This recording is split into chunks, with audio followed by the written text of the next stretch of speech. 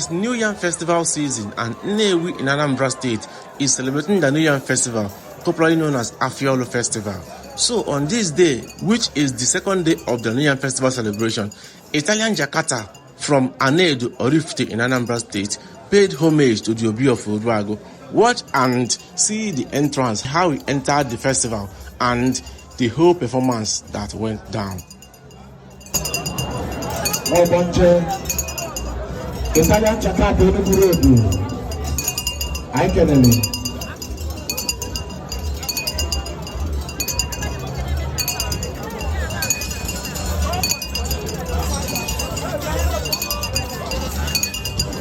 Jakarta.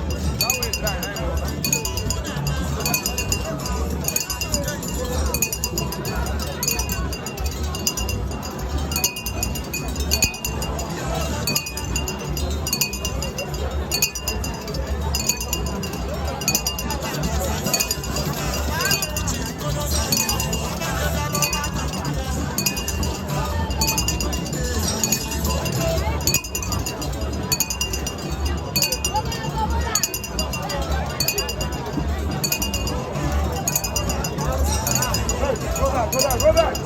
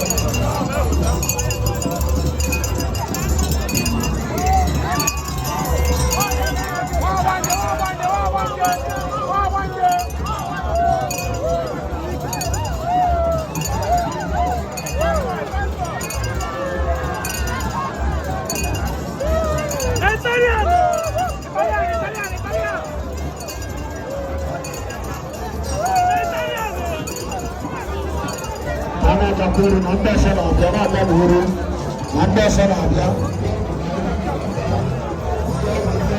baka guru nanda sana dia wa because thank you.